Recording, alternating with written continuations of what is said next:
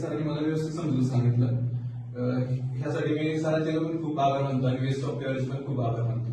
Very nice. म्हणजे तुझा जो कॉन्फिडन्स अगोदर नव्हता तुझ्याकडे, किंवा त्या कॉन्फिडन्स मध्ये काही ऑब्स्टॅकल्स होते, थोडेसे ऑब्स्टॅकल्स होते, तर ते ऑब्स्टॅकल तुझे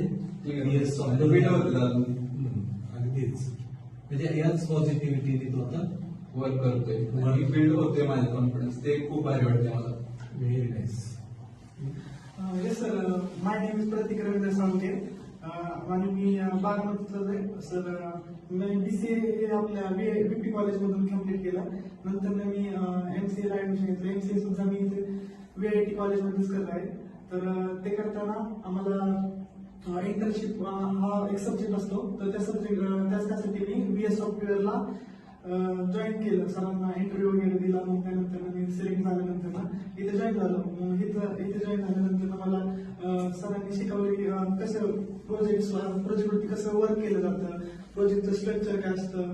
परत त्यामध्ये आपण SDLC वॉटरफॉल मॉडेल्स वगैरे इम्प्लिमेंट करू शकतो.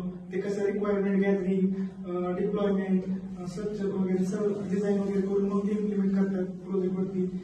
ते फ्लो वगैरे म्हणजे सर प्रत्येक ह्याला आपला गाईड वगैरे केलं त्यांनी. आणि त्या तसं आता चालू आहे आमच्या प्रोजेक्टवरती वर्क करायचं. Very nice. म्हणजे आशयामध्ये प्रगल्भता आपण त्याला म्हणतो, ती प्रगल्भता तुझ्यामध्ये ज्याची कमतरता होती ती तुझी या VS सॉफ्टवेअर लॅबमध्ये आल्यानंतर तो कॉन्फिडन्स तुझ्यामध्ये बिल्ड झाला आणि कंपनीमध्ये कसं वर्क केलं जातं ते इथं आल्यानंतर ते मला इथं आल्यानंतर समजायला लागलं की मग भविष्यामध्ये पण मला कुठं जायचं झालं तर मग इथलं भरपूर असं नॉलेज आलंय. ते असं म्हणजे अजून येतंय पण दिस इज इम्पॉर्टंट. सो माझं नाव शौरभ गंधे. मी सोलापूरला भारतीय विद्यापीठमध्ये BCA कम्प्लीट केलं आणि आता करंटली मी VIT कॉलेजमध्ये MCA करतोय. आता शेवटच्या सेमिस्टरला आम्हाला इंटर्नशिप असते.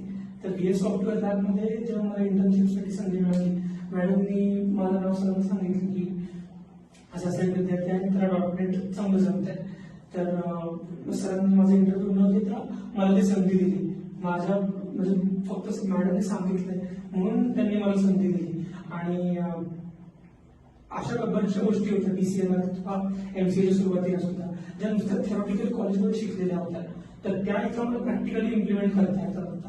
आता वेब ऍप्लिकेशनवरती मी ह्याच्या आधी कधीच काम नव्हतं केलं. मी फक्त डेस्कटॉप ऍप्लिकेशनवर काम केलं होतं. तर इथं आल्यानंतर मला वेब ऍप्लिकेशनवर काम करायला मिळते.